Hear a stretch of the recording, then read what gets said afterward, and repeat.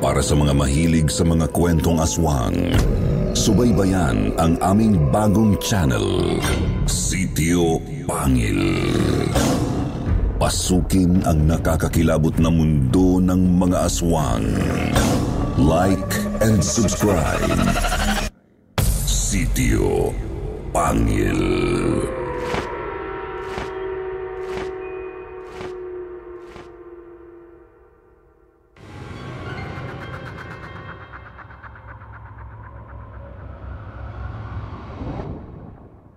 Hiwaga ng Hardinero.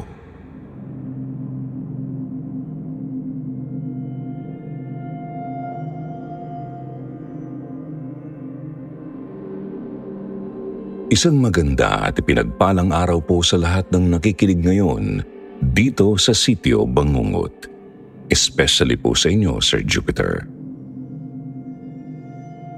Gusto ko lang pong sabihin na magiging isa pong malaking karangalan para sa akin kung sakaling ang kwentong ito ay isa sa mapipili ninyong itampok sa inyong channel. I've been a fan ever since you started making contents in YouTube. At simula po noon, ay isa na ako sa naging loyal supporter ninyo. Itago niyo na lang po ako sa pangalang Ason.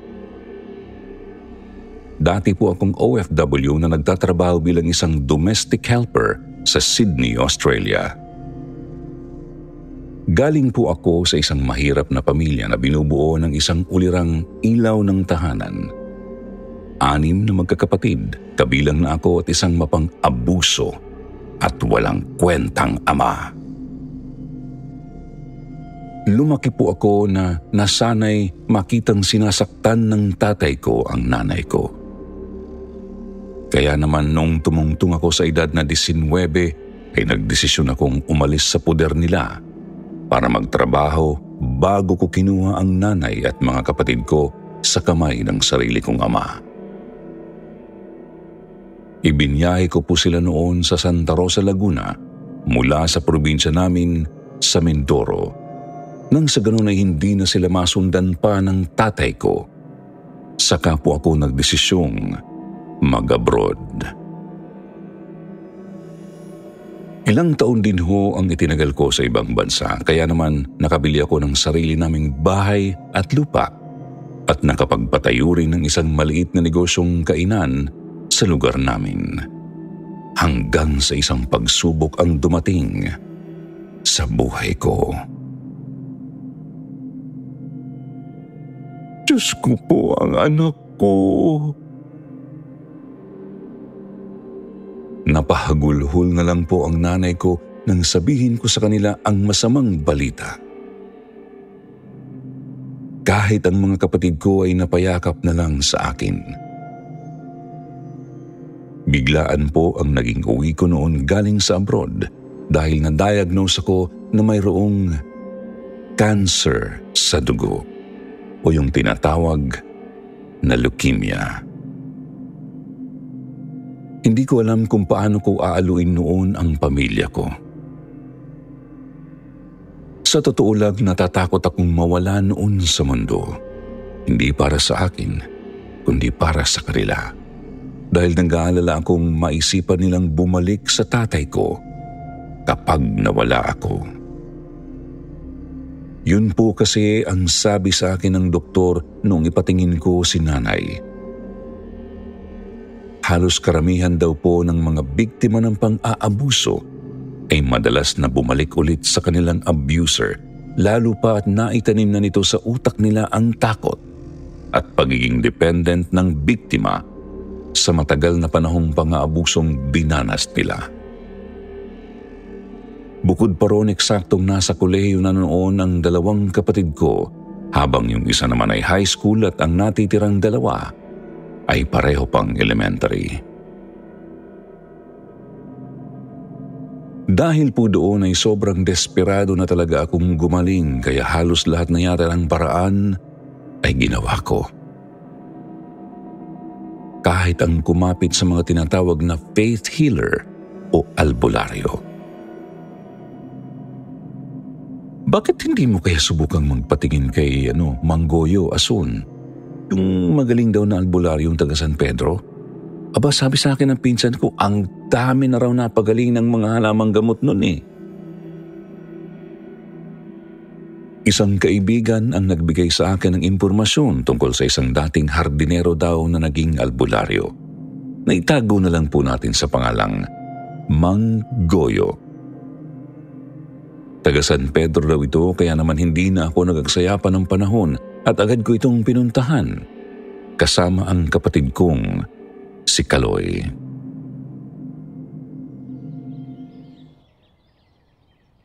Sigurado ka mga albularyo ang nakatira dito, ate. Ang laki ng bahay. Ang gagarapan ng gamit. Nagkibit balikat ako sa sinabi sa akin ng kapatid ko. Hindi ko alam eh. Yun ang sabi sa akin ng ate Meredith mo.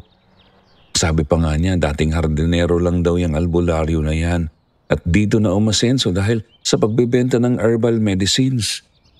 Sobrang effective daw kasi. Kaya talagang pinipilahan. Baka naman peke to, ate. Baka magsasayang lang tayo ng pagod at pera dito.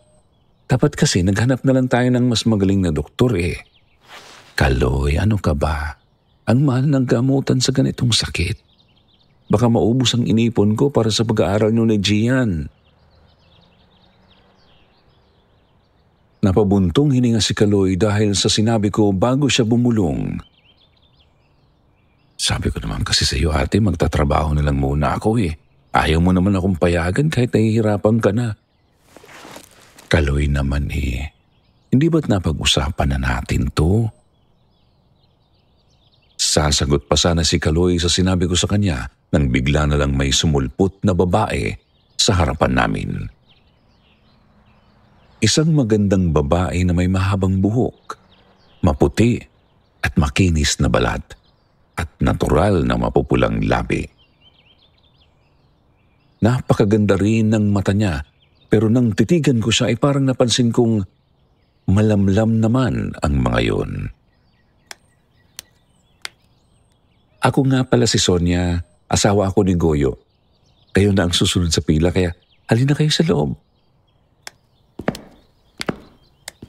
Sumunod naman kami agad dun sa babae. Pumasok kami sa loob ng isang parang maliit na opisina doon sa loob ng bahay kung saan namin naabutan ang albularyong si Manggoyo na nakaupo sa harap ng mesa kung saan nakalagay ang napakaraming mga herbal medicines na ang balita ko ay siya mismo ang gumawa. Manggoyo, ako nga po pala si Ason. May sakit ho ako. Kaya niyo ho bang gumamot ng cancer? Parang hindi man lang nagulat yung albularyo nang marinig niya ang sinabi ko.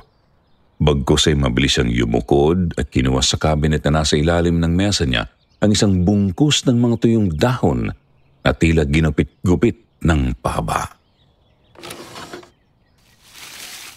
500 piso ang isang ganito. May dala ka bang pambayad? 500 ho?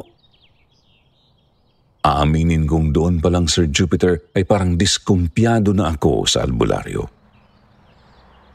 500 piso kasi ang sinisingil niya sa akin para lang sa ginupit-gupit na tuyong dahon. Bigla naman akong hinawakan ng asawa niya sa balikat. Sinsero niya akong nginitian ng pagkatamis-tamis bago niya sinabi sa aking, "Huwag kang mag-alala, Ason. Marami nang nagpunta rito na may sakit na tulad ng sayo. Kaya masisigurado ko sa iyong epektibo ito. Gagaling ka." Nang sabihin sa akin ng asawa ni Manggoyo na si Sonia ay hindi na ako nagpatumpik-tumpik pa. Agad-agad po ay binayaran ko noon ang herbal medicine. Dama ko kasi ang kabutihan ng loob ni Sonia at alam kong hindi niya ako niloloko. Kaya nagtiwala ako sa kanya. Ibinilin sa akin ni Manggoyo na kailangan ko raw yung ilaga at inumin ng 3 beses sa isang araw. Pagkatapos kong magumagahan, tanghalian at hapunan. Yun nga lang ang sabi sa akin ni Mang Goyo ay huwag ko raw pasosobrahan ang paglalaga ng mga dahong yun dahil mabilis daw magliyab ang mga yun. Kahit daw nakatubog ito sa tubig, kapag daw ito'y sobrang nainitan ay mabilis daw itong magliliyab at mawawalan ng epekto. Paalis na sana kami nang bigla kong kalabitin ni Kaloy noon sa kanya ako muling binulungan. Ate, paano kaya naging asawa ni Ate Sonia yang si Mang Goyo? Pangit naman ni Mang Goyo. Napakagandang babae ni Ate Sonia at mukhang bata pa. Butit pinatulan siya. Mukhang magaling talagang manggoyo si Mang Goyo. Ano ka ba, Kaloy? Baka marinig ka nila. Ikaw talagang bata ka. Halika na nga. Noong umuwi kami sa bahay ay agad ko namang sinunod ang bilin ni Mang Goyo sa akin kanina. Pagkatapos po naming mananghalian ay agad kong ininom ang herbal medicine na binili ko sa albularyo. At doon po ako nagtaka dahil instantly nakaramdam agad ako ng ginhawa. Kahit nga po mga kapamilya ko na mangha din sa sobrang bilis ng epekto noon sa akin. Mga 2 linggo rin ho ang inabot bago naubos yung herbal medicine ko. And by that time, sobrang gaan na ho ng pakiramdam ko na parabang wala na akong sakit. Nagpa-check up nga po ako agad-agad at ayon sa doktor ko, maganda lang daw ang naging response ng katawan ko sa maintenance ko na hindi po nila alam ay matagal ko rin namang itinigil dahil nanghihina ako kapag umiinom ako noon. Kaya po naisipan kong bumalik ulit sa albularyo para bumili ulit ng supply noon. Pero hindi ko na isinama pa ang kapatid ko dahil may exam ito ng araw na yun. Umalis na lang akong mag-isa dahil kaya ko naman ng bumiyahe.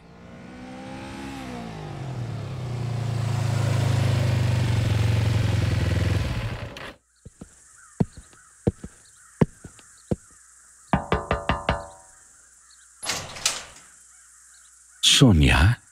Ikaw ba yan? Anong nangyari sa'yo? Bakit ganyan ang hitsura mo? Napayo ko si Sonia, ang asawa ni Mang Goyo, nang pansinin ko ang nakakaawa niyang itsura. Siya kasi ang nagbukas ng gate nila nang kumatok ako, kaya siya agad ang napansin ko. Iika-ika po si Sonia, Sir Jupiter. Puro pasadin ang mukha niya at ganoon din ang mga braso at balikat. Halata ring namamaga ang pang-ibabang labi niya dahil may nakikita akong sumisilip na sugat mula doon. Bigla po akong napasimangot. Alam na alam ko kung anong klaseng sugat ang mga yon dahil ganun na ganun ang hitsura ng sugat at mga pasa ni nanay noong nagsasama pa sila ng tatay ko. Sonia, sinasaktan ka ba ng asawa mo? Hindi pa rin sinagot ni Sonia ang tanong ko. Halata ang takot sa mukha niya at naaalala ko sa kanya ang nanay ko. Magsasalita pa sana ako ulit nang bigla na lang sumulpot si Mang Goyo sa likod ng babae. Sonia, sino ba yan at parang ketagal nyo nang nag-uusap dyan? Mang Goyo, ako ho ito, si Ason. Ako na lang ang sumagot dahil mukhang hindi alam ni Sonia kung paano ipapaliwanag ang sarili niya sa asawa. Oh, ikaw pala, ano sadya mo rito? Bibili ho sana ulit ako ng herbal medicine. Grabe po, sobrang effective ho kasi sa akin noon. Gumaan na ho ang pakiramdam ko. Napangisi naman si Mang Goyo sa sinabi ko. Bigla siyang nagtaas ng noo. Sabi ko naman kasi sa inyo, di ba? Magaling ako. Binalingan naman ni Mang Goyo ang asawa niya. Sonia, Ubus na yung gamot na ibinigay ko sa kanya noon. Kumuha ulit nun sa likod bahay at ako'y sasaglit lang kay kumpare. Sandali lang ako, hintayin niyo ako. Pero bago siya tuluyang umalis, ay nakita kong hinawakan niya pa si Sonia sa braso nito pagkatapos ay bumulong sa mismong tenga ng asawa. Huwag mong subukang gawin ulit ang ginawa mo kundi malilintikan ka sa akin. Bulong lang ang ginawang yon ni Mang Goyo. Pero hindi po yun nakaligtas sa pandinig ko. Doon ko na kumpirmang hindi talaga maganda ang trato ng albularyo kay Sonia. Ang lawak pala nitong likod bahay niyo. Tsaka akala ko may maliit lang talaga kayong taniman dito. Yun pala may daanan dito papunta sa loob ng gubat. Oo, medyo malayo-layo pa talaga yung kukunan ko ng halamang gamot. Dito ko na lang muna ha. Iniwanan na ako ni Sonia doon sa bukana ng daan papasok sa parang gubat sa likod ng bahay nilang mag-asawa. Pero hindi ko naman magawang tiisin na makitang iika-ika po talaga siyang maglakad. Halatang bawat hakbang niya ay nasasaktan siya dahil nakikita kong hinihila na ni Sonia ang isang paa niya para lang magawa niyang umakbang. Teka, Asun, anong ginagawa mo? Ipapasan na kita, Sonia. Hindi mo na kayang maglakad o ano ba kasing ginawa sa'yo ng asawa mo? Hindi mo na dapat malaman pa yun. Baka madamay ka pa. Alam mo, Sonia, nanggaling na rin ako dyan. Ganyan din ang ginagawa ng tatay ko noon sa nanay ko. Kaya nga pinilit ko silang ialis lahat doon ng mga kapatid ko. Hindi matatapos ang paghihirap mo kung hindi ka gagawa ng paraan. Hindi nakasagot si Sonia sa sinabi ko, Sir Jupiter. Mga ilang minuto pa ng katahimikan ang namagitan sa aming dalawa habang naglalakad kami papasok sa gubat. Bago bigla na lang siyang nag-iiyak sa balikat ko. Sinasaktan niya ako. Hindi ko na kaya. Ayoko na, Asun. Dahil doon ay naibaba ko si Sonia mula sa pagkakapasan ko sa kanya. Napahinto kami sa tapat ng isang napakalaking puno sa dulo ng parang gubat sa likod ng bahay nila ni Mang Goyo. Napakalaki ng punong yun na tumatakip na halos sa buong paligid, kaya halos hindi na nasisinagan ng araw ang buong lugar. Ano pang ginagawa mo rito? Halika na, iwanan na natin ang asawa mo. Pero bigla na lang pong umiling ng umiling si Sonia, Sir Jupiter, habang humihikbi. Hindi po ako naiintindihan, Asun. Hindi ako basta-basta pwedeng umalis dito dahil siguradong mahahanap at mahahanap niya rin ako. Isa pa, alam kong hindi rin papayag ang mga kaibigan niya na mawala ako dahil mawawalan na rin sila ng laruan. Mga kaibigan? Nagtaka ako sa sinabi niya. Sinong mga kaibigan?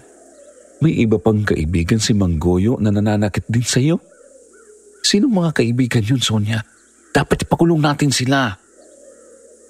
Nanlalaki ang mga mata ko sa gulat doon pa lang, pero hindi mo sila magagawang ipakulong, Asun, dahil ang mga tinutukoy kong kaibigan ni Goyo, mga engkanto.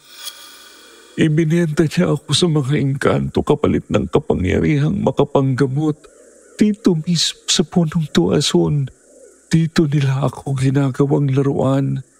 Dito nila akong binaboy. Yun ang dahilan kung bakit sigurado ako nang sabihin ko sa iyong epektibo ang gamot na bibilhin mo sa asawa ko, Asun. Ano? Totoo ba yung sinasabi mo, Sonia? Gusto sana kitang sagutin ng hindi, pero yun talaga ang totoo, Asun. Ikaw na ang bahala kung maniniwala ka o ano, at sigurado ako, pinakikinggan nila tayo ngayon. Sa totoo lang po, Sir Jupiter, ay hindi ko alam ng mga sandaling yun kung ano ang magiging reaksyon ko sa sinabi ni Sonia. Maniniwala ba ako sa kanya? Pero tulad nung una ay naramdaman ko na naman ang sinseridad sa mga mata niyang punong-puno ng kalungkutan. Kaya alam kong hindi siya nagsisinungaling sa akin. Lalo ko pa nga yung napatunayan ng ilang segundo lang matapos yun ay biglang kumulimlim sa paligid at tumigil ang pag-ihip ng hangin na para bang may pumigil noon. May mga puno rin pong nakita kong bigla na lang nagsipagyuko na para bang pinakikinggan nila ang mga susunod pa naming pag-uusap. Kung ganun, mas lalo pala dapat na iwanan mo na ang asawa mo, Sonia. Lumayo ka na sa lugar na to, tutulungan kita. Yun ang matapang na sinabi ko sa kabila ng nararamdaman kong kakaiba sa paligid namin. Hindi mo pwedeng gawin yan, Asun. Dahil oras na mawala ang kabayarang ibinigay ni Goyo sa mga engkanto o oras na mawala ako, mawawalan din ng silbi ang lahat ng ginamot niya simula pa noong umpisa. Babalik ang sakit niyo kahit yung sayo. Kung mamamatay ako, ibig sabihin kagustuhan na ng Diyos yun. Ibig sabihin oras ko na talaga. At kahit ano pang gawin ko ay hindi na madudugtungan pa ang buhay ko. Tatanggapin ko yun ng buong buo. Lalong nag-iiyak si Sonia sa harap ko. Nasapo pa nga po niya ang mukha niya noon at habang nasa ganoong posisyon siya ay napatingin ako sa paligid. Sobrang dami at sobrang kapal na rin ng mga tuyong dahong nakakalat sa paligid. Katulad nun, yung herbal medicine na ibinenta sa akin ni Mang Goyo. Bigla kong naalala ang ibinilin sa akin ni Mang Goyo tungkol sa mga dahong yun na mabilis daw itong magliyab. Kaya ang ginawa ko, inipon ko yung mga dahong yun at ipinalibot ko yun sa punong sinasabi ni Sonia. Tapos ay sinindihan ko yun gamit ang lighter na palagi ko ng baon noon pa. Totoo nga ang sinabi ni Mang Goyo. Napakabilis ngang magliyab noon kahit yung malaking puno kung saan nanggaling yung mga dahon. Kahit si Sonia nagulat at napanganga, lalo na nang marinig naming parang may sumisigaw doon sa loob ng puno. Alam niyo po ba kung anong klaseng puno ang madalas pamugaran ng mga engkanto? Ako kasi hanggang ngayon ay hindi ko pa rin alam kung anong klaseng puno yun na parang sobrang hiwaga. Ang taas-taas kasing tingnan ng punong yun. Pero kapag nasa labas ka ng bahay ni Mang Goyo, parang wala ka namang makikita. Kung alam po ninyo kung ano yon, comment naman po kayo. Anong ginawa niyo sa puno ko? Anong ginawa niyo sa alaga ko? Napalingon kami ng sabay sa di kalayuan at doon ay namataan naming nakatayo ang galit na si Mang Goyo. Kitang-kita naming bigla siyang napaluhod habang nakasabunot siya sa sarili niyang buhok. Kaya doon kami nakakuha ng pagkakataon ni Sonia na magtatakbo palabas ng gubat. Tulong! Tulungan niyo kami! Sigaw kami ng sigaw nang sa wakas ay makarating kami sa kalsada sa labas ng bahay ni Mang Goyo. Mabuti na lang at hinintuan kami ng isang tricycle driver at ito ang naghatid sa amin pauwi sa bahay.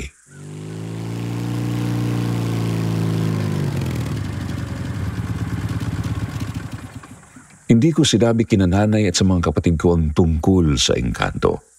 Pero sinabi ko sa kanila ang lahat ng tungkol sa ginagawang pang-aabuso ni Mang Goyo kay Sonia.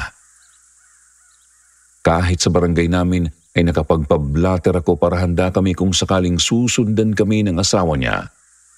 At hindi nga po kami nagkamali.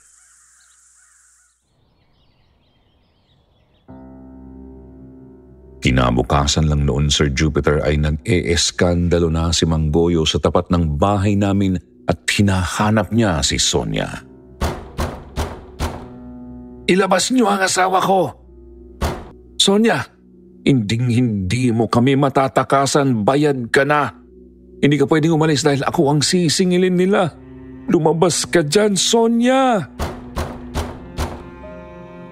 Mabuti na lang po at alam na rin ng mga kapitbahay namin ang tungkol sa kanya. Kaya hayon at nagulpi sa amin si Mang Goyo. Hanggang sa dumating na ang mga pulis at sila na ang dumampot sa kanya. Opo, Sir Jupiter. Ipinakulong namin si Mang Goyo. Pero ilang linggo lang din po ang itinagal niya sa pigitan dahil ayon sa nasagap naming balita, ay natagpuan na lang daw siyang patay sa sarili niyang selda at bumubula ang bibig. Para daw siyang binangungot. Yun nga lang, tulad po ng sinabi ni Sonia sa akin, ay bumalik na ang sakit ko, Sir Jupiter. Muli akong nanghina at ang buong kala ko talaga ay mawawala na ako sa mundo kung hindi lang naging matatag ang pananampalataya ko sa Diyos. Hindi naging madali ang naging journey ko para malampasan ang sakit ko, Sir Jupiter. Pero sinigurado kong magiging matatag ako hanggang sa makakaya ko. At sa awa po ng Poong May Kapal, makalipas ang halos 3 taong gamutan at pakikipaglaban sa sakit ko, naideklara po ako bilang cancer survivor.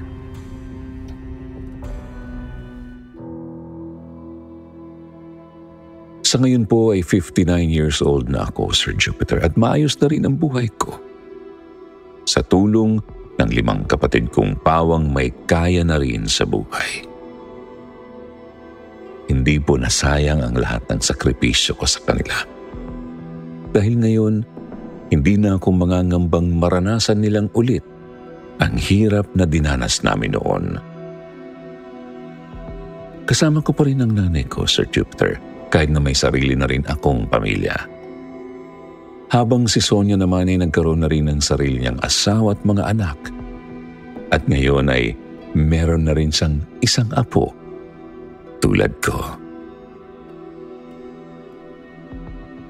Sana po nagustuhan ninyo ang kwento kong ito, Sir Jupiter.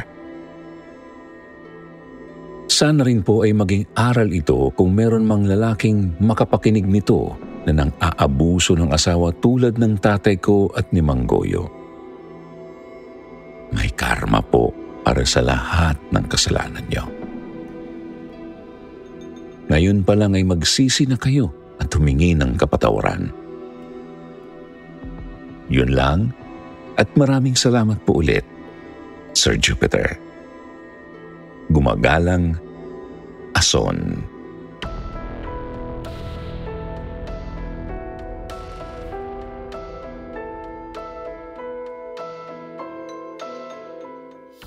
At ngayon naman, syempre, hindi pwedeng wala ang inyong paboritong shoutout portion. Shoutout kay Tintin, Tess Watanabe, Shasha Sudario, Mayumi Makisig, Cheche Hintiles, Margie Gadate, Elmire Ibanez Jr., Eng Bino, May Dominguez at Marites Sumali. Magbasa naman tayo ng ilan sa magandang comment mula kina Nino Gusi at Dara Navi. Sabi ni Nino, shoutout from Jeddah, Saudi Arabia. Ganda talaga ng mga story niyo dito. Isa ito sa mga libangan ko at nakakalipas talaga ng oras dito sa work ko. God bless po sa channel ninyo. Sabi naman ni Dara, sobrang enjoy po talaga sa pakikinig lalo kapag nagpa-plancha ako or nagluluto. Hindi ko nararamdaman ang pagod dahil nakakawala ng pagod ang pakikinig dito sa ating paboritong channel, ang Kwentong Takip Silim at Sityo Bangungot. At ngayon, meron pang Sityo Pangil. More stories to come po, so madami po kaming mapapakinggan. God bless us all. Sa mga hindi po nabanggit, sa susunod na lang po ha. Huwag niyo pong kalimutang mag-reply sa ating shoutout box na nasa comment section para ma-shoutout ang pangalan ninyo. Muli po mula sa bumubuo ng Sitio Bangungot. Ito po ang inyong lingkod, Jupiter Torres. Nagpapasalamat.